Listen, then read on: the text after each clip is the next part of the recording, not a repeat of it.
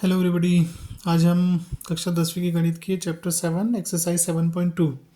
इसमें जो पहला प्रश्न दिया हुआ है ये बहुत ही महत्वपूर्ण प्रश्न है। पिछली कई परीक्षाओं में पूछा गया है, तो हो सकता है कि आपसे इस बार भी पूछा जाए। तो आइए इसको हम हल करते हैं। प्रश्न क्या कहता है, उस बिंदु के निर्देशांक ज्ञात कीजिए जो बिंदुओं -1,7 और 4, -3 को मिलाने वाले रेखाखंड को 2:3 के अनुपात में विभाजित करता है। ठीक है, तो देखिए हमने इसका चित्र बनाया है। ये दो बिंदुओं P और Q हमने ले लिया, इनको -1,7 को P और 4, -3 को हमने Q ले लिया है, और इनको मिलाने वाला एक रेखाखंड हमने बना दिया है। अब आपसे पूछा गया है कि इस रेखाखंड PQ को 2:3 के अनुपात में, है ना, 2:3 के अनुपात में विभाजित करने वाला बिंदु, यहाँ हमने उस बिंदु का नाम लिया है O, है ना। वो बिंदु हमने लिया है O जिसके निर्देशांक है x, y। तो ये O जो बिंदु है ये इसको 2:3 में डिवाइड करता है, मतलब बांटता है। ठीक है, तो आपको इस बिंदु O के निर्देशांक निकालना है, मतलब x और y की वैल्यू निकालना है। ठीक है, तो यहाँ हमने तुलना करके x1, x2 और y1, y2 के मान लिख लिए हैं। ये जो आपको रेशो दिया हुआ है 2:3, वो उसमें m1 जो है आपका 2 है और m2 क्या है, 3 है। तो अब यहाँ पर हम क्या करेंगे, विभाजन सूत्र का उपयोग करेंगे। तो विभाजन सूत्र आपको मालूम होगा ही सही कि विभाजन सूत्र क्या होता है। विभाजन सूत्र कहता है कि x बराबर m1x2 प्लस m2x1 बटे m1 प्लस m2।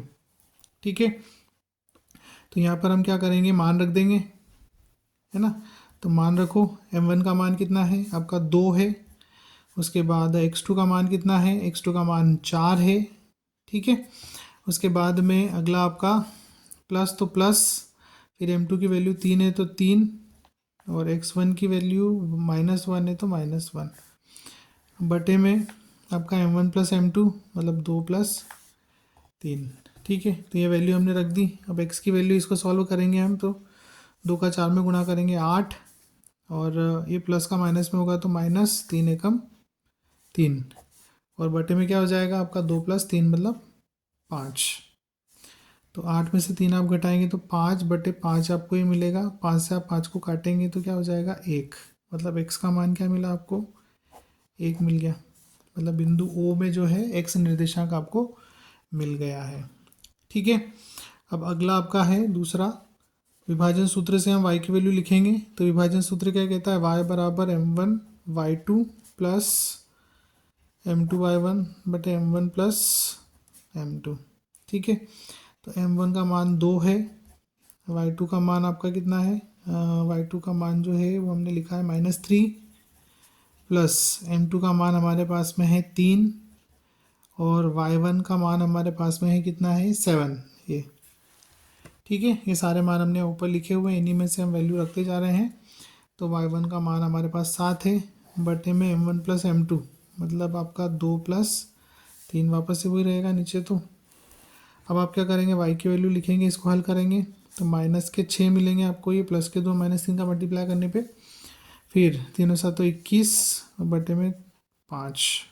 इसको जब आप और हल करेंगे, 21 में से 6 घटेंगे आपके तो बचेंगे 15, और प्लस के बचेंगे क्योंकि 21 प्लस का है जो कि बड़ी वैल्यू है, बटे में 5। 5 से आप इसको काटेंगे तो 3 मिलेगा, मतलब y का मान आपको मिल गया 3।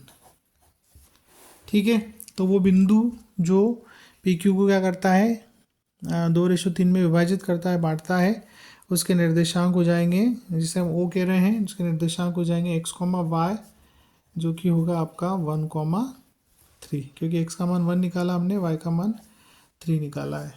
ठीक है, तो आशा करता आपको समझ में आया होगा कि विभाजन सूत्र से हम क्या कर सकते हैं, किसी दिए गए बिंदु के निर्देशांक निकाल सकते हैं। किसमें, जब दो बिंदुओं को मिलाने वाला रेखाखंड होता है तो उसमें विभाजन सूत्र का उपयोग करके हम उस बिंदु के निर्देशांक निकाल सकते हैं जो उस रेखाखंड को किसी एक रेशो में डिवाइड करता है या बांटता है। ठीक है, तो आशा करता हूँ आपको समझ में आया होगा, और thanks for listening, thanks for watching. Video को लाइक करें और चैनल को सब्सक्राइब करें, और अपने फ्रेंड्स के साथ में वीडियो को शेयर करें ताकि वो भी इसको समझ सकें, सीख सकें और परीक्षा में अच्छे नंबर ला सकें। Thank you.